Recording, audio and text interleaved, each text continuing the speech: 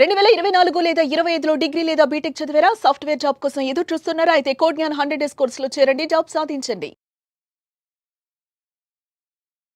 నమస్తే, welcome to Suman TV. నేను మీ anchor సిరి. So present మనం చూస్తే మెయింటెనెన్స్ అలాగే డివోర్స్కి సంబంధించి కోర్టులు రకరకాల జడ్జిమెంట్స్ అలాగే తీర్పుని ఇవ్వడం మనం చూస్తూ ఉన్నాం. అందులో భాగంగానే రీసెంట్గా మెయింటెనెన్స్కి సంబంధించి ఛత్తీస్గఢ్ కోర్టు ఒక తీర్పునైతే ఇవ్వడం జరిగింది. ఇంతకీ ఆ తీర్పు ఏంటి, ఆ కేసులో ఆ తీర్పుని ఇవ్వడానికి గల ముఖ్య ఉద్దేశాలు ఏంటి, వీటన్నిటి గురించి ఈ రోజు ఇన్ డీటెయిల్గా మనతో మాట్లాడడానికి హైకోర్టు అడ్వకేట్ అలగిరి రవీంద్రనాథ్ గారు ఉన్నారు. వారిని అడిగి తెలుసుకుందాం. నమస్కారం సార్. నమస్తే అండి సిరి గారు. సార్, మెయింటెనెన్స్ సంబంధించి చాలామంది కూడా అంటే రకరకాల కేసెస్ అయితే మనం చూస్తూ ఉంటాం. ఇటీవల కాలంలోనే ఛత్తీస్గఢ్ హైకోర్టు అయితే మెయింటెనెన్స్కి సంబంధించి ఒక కీలకమైన జడ్జిమెంట్ని అయితే ఇవ్వడం జరిగింది. అది ఇప్పుడు సంచలనాన్ని క్రియేట్ చేస్తుంది అని చెప్పొచ్చు. అసలు అంటే ఇప్పుడు ఇక్కడ జరిగిన ఇన్సిడెంట్ ఏంటి, అసలు ఆ కేసు ఏంటి, ఎందుకు అంటే మెయింటెనెన్స్ ప్రకారంగా ఇలాంటి తీర్పుని ఇవ్వడానికి గల కారణాలు ఏంటి సార్? ఛత్తీస్గఢ్ హైకోర్టు సిరి గారు మెయింటెనెన్స్ విషయంలో ఒక కీలకమైనటువంటి తీర్పు ఇవ్వడం జరిగింది. ఈ జడ్జిమెంట్ ఏదైతే ఉందో ఈరోజు కోర్టుల్లో ఉన్నటువంటి మిగిలిన ఈ మెయింటెనెన్స్ సంబంధించిన కేసులకి ఒక ల్యాండ్ మార్క్ జడ్జిమెంట్ అని చెప్పుకోవచ్చు. ఈ కేసుకు సంబంధించి ప్రత్యేకంగా మెయింటెనెన్స్ అన్నది ఇటీవల కాలంలో భర్తల పాలిట ఒక పెద్ద గుద్దిబండలాగా, ఒక పెద్ద ఆశనిపాతంలో ఏర్పాటైంది. వాళ్ళు ఏం చేయాలి, పెళ్లి చేసుకున్నదే పాపం అనుకుంటే ఆ పాపానికి మేము ప్రక్షాళన చేయాలన్నా, ఆ పాప పరిహారాన్ని కడుక్కోవడం కోసం చెప్పి ఈ మెయింటెనెన్స్ అన్న రూపంలో మేము చెల్లించుకోవాలని చాలామంది భర్తలు వాపోతున్న సమయంలో ఈ ఛత్తీస్గఢ్ హైకోర్టు ఇచ్చిన తీర్పు మాత్రం ఒక ల్యాండ్ మార్క్ జడ్జిమెంట్గా చెప్పుకోవచ్చు.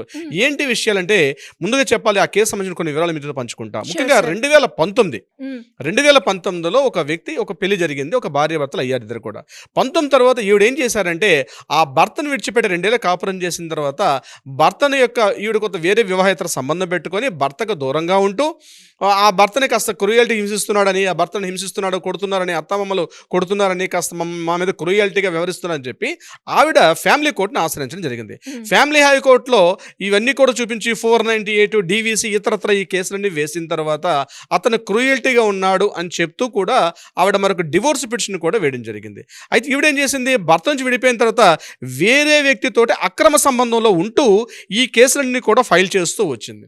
ఈ ఫైల్ చేసిన సందర్భంలో ఈ 2021లో విడిపోయిన తర్వాత 2023లో ఒక తీర్పు ఇచ్చారు. మన నవంబర్లో ఒక తీర్పు ఇవ్వడం జరిగింది. ఏంటో తీర్పు అంటే ఈవిడికి డివోర్స్ని ఇష్యూ చేస్తూ, అంటే ఏంది, ఈ అక్రమ సంబంధాన్ని పక్కన పెట్టేసి కరెక్టే మీరిద్దరూ క్రూయల్టీగా ఉన్నారు కాబట్టి ఇక మీరు డివోర్స్గా ఉండవచ్చు అని చెప్పి ఒక డివోర్స్ని ఇష్యూ చేస్తూ at the same time maintenance కూడా ఆవిడ అడిగారు కాబట్టి మెయింటెనెన్స్ ఇవ్వమని చెప్పి ముఖ్యంగా రాయ్పూర్ కోర్టు ఏదైతే ఉందో ఒక 4,000 రూపాయలు మెయింటెనెన్స్ ఇవ్వమని చెప్పి ఫ్యామిలీ కోర్టును ఆశ్రయించడం జరిగింది. ఫ్యామిలీ కోర్టు తీర్పు ఇవ్వడం జరిగింది. 4,000 రూపాయలు ఎవ్రీ మంత్ మెయింటెనెన్స్ ఇవ్వమని చెప్పి ఆ భర్తకి.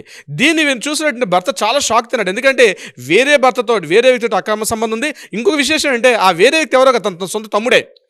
ఇంట్లో ఉంటూ తన సొంత తమ్ముడితో అక్రమ సంబంధం పెట్టుకున్నటువంటి ఈ సదర మహిళ బయటికి వెళ్ళి భర్త మీద క్రూయల్టీ అని అదని ఇదని ఇతరత్ర కేసులు వేసి ఇతన్ని మానసికంగా, శారీరకంగా, సామాజికంగా, ఆర్థికంగా ఇబ్బందులు గురి చేస్తూ తిరిగి బయటికి వెళ్ళి డివోర్స్ అప్లై చేసి ఇంకా మరలా ఉల్టా ఏంటంటే నాకు మరలా మెయింటెనెన్స్ ఇవ్వమని చెప్పి కేసు ఫైల్ చేస్తే దానికి ఫ్యామిలీ కోర్టు అనుకూలంగా ఇవ్వడం. అయితే ఈవిడేం చేసింది, పోనీ అక్కడితో ఆగితే బాగుండేదేమో, బహుశా ఈమె అక్కడితో కూడా ఆగలేదు. ఈమె ఏం చేశారు, మరలా హైకోర్టుకి అప్పీల్ చేసుకుంది.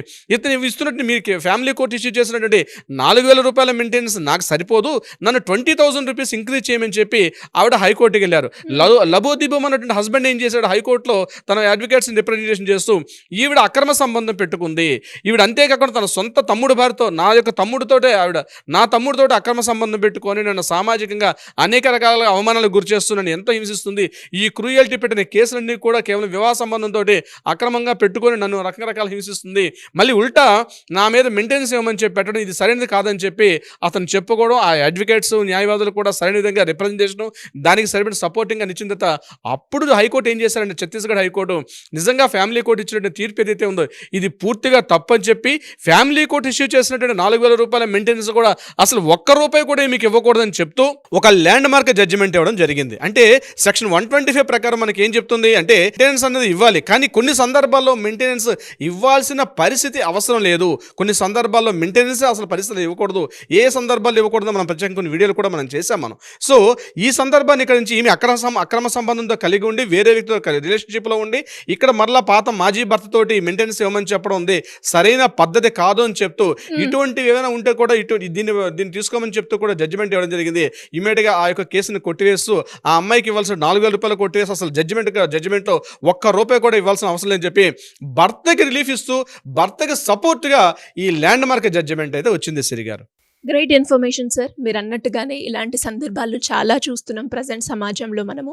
అండ్ అలాగే మెయింటెనెన్స్కి సంబంధించి ఎవరైతే ఇల్లీగల్ అఫైర్స్ పెట్టుకుంటారో వాళ్ళందరికీ కూడా అట్లీస్ట్ ఈ వీడియో చూసిన తర్వాత అయినా ఇలా ఉంటుంది, మనం మెయింటెనెన్స్ వేయకూడదు, ఇలా భర్తలని మనము ఇల్లీగల్ అఫైర్స్ పెట్టుకున్నప్పటికీ వాళ్ళ మీద అలిగేషన్ వేసినా మనకి చివరగా అది గుణపాఠం అవుతుంది అనేదైతే తెలుస్తూ ఉంది. అండ్ చాలా మంది ఉమెన్స్కి ఎవరైతే మెయింటెనెన్స్ వేస్తున్నారో వాళ్ళు ఎలాంటి జాగ్రత్తలు తీసుకోవాలో అన్నది కూడా మనకైతే ఈ వీడియో క్లారిటీ ఇస్తుంది అని చెప్పడంలో ఎలాంటి సందేహం లేదు. మరి ఇలాంటి సందర్భాల్లో ఎవరైనా కూడా ఇంకా భర్తల వైపు కావచ్చు అండ్ భార్యలు నిజంగానే మాకు చాలా ఇది జరిగింది, ఇది అన్యాయము, మేము లీగల్ పరంగా వెళ్ళాలి అనుకున్నప్పుడు భర్త అయినా భార్య అయినా కూడా మిమ్మల్ని అప్రోచ్ అవ్వాలి అంటే ఎలా ఉంటుంది? సుప్రీంకోర్టు తాజా తీర్పుల ప్రకారం చెప్పడం ఏంటంటే 90% ఆఫ్ కేసుల్లో ముఖ్యంగా ఈ డొమెస్టిక్ వైలెన్స్ 498 మెయింటెనెన్స్ అంది చాలా సందర్భాల్లో మిస్యూజ్ అవుతున్నాయి అని 90% కేసుల్లో మిస్యూజ్ అవుతుందని చెప్పి సుప్రీంకోర్టు అనేక సందర్భాల్లో మార్గనిర్దేశకాలు కూడా ఒక గైడ్లైన్స్ కూడా ఇవ్వడం జరిగింది. అవి చాలా సందర్భాల్లో పోలీస్ స్టేషన్లు పట్టించుకోవట్లేదు, అదేవిధంగా లోవర్ కోర్ట్స్ కూడా పట్టించుకోకుండా పాత చట్టాల ప్రకారం తీర్పులు చేసుకుంటూ వెళ్ళిపోతున్నారు. అయితే దీనికి సంబంధించి బాధితులు ఎవరైనా ఉండి దీనికి సంబంధించి బోత్ సైడ్స్ నేను చెప్తున్నాను, బాధితులు ఎవరైనా ఉండి మా యొక్క సలహా సంప్రదింపులు కావాలంటే కింద స్క్రోల్ మనం కాంటాక్ట్ చేయొచ్చు. అదేవిధంగా మన లీగల్ టీం వాళ్ళకి సరైన సలహా సంప్రదింపులు ఇచ్చే ప్రయత్నం చేస్తారు. అది కాకుండా కోర్టులో ఏదైనా వివాదాలు ఉంటే వాటికి పరిష్కారం కాకుండా ఉన్న సందర్భాల్లో కూడా మీకు ఏదైనా అడ్వైస్ కావాలంటే కూడా కింద స్క్రోల్ మనం కాంటాక్ట్ చేయగలిగితే తప్పనిసరిగా లీగల్ టీం మీకు కావాల్సిన విధంగా సహాయం చేసే ప్రయత్నం చేస్తారు. బట్ ప్రైర్ అపాయింట్మెంట్ తీసుకోవడం మాత్రం చాలా important Siri garu. Thank you sir, thank you so much. Thank you so much Siri garu. So చూసారు కదా వీడియో. మరి మీరు కూడా మెయింటెనెన్స్కి సంబంధించి ఎలాంటి ఇష్యూస్ ఫేస్ చేస్తున్నప్పటికీ లీగల్ పరంగా మేము వెళ్ళాలి అనుకుంటే కింద స్క్రోల్ అవుతున్న నెంబర్ని కనుక మీరు సంప్రదిస్తే హైకోర్టు అడ్వకేట్ అలగిరి రవీంద్రనాథ్ గారి టీం మిమ్మల్ని అప్రోచ్ అవ్వడం జరుగుతుంది. Thank you. సుమన్ టీవీలో మీ పర్సనల్ అండ్ బిజినెస్ ప్రమోషన్స్ కోసం కింది నెంబర్కి కాంటాక్ట్ చేయండి.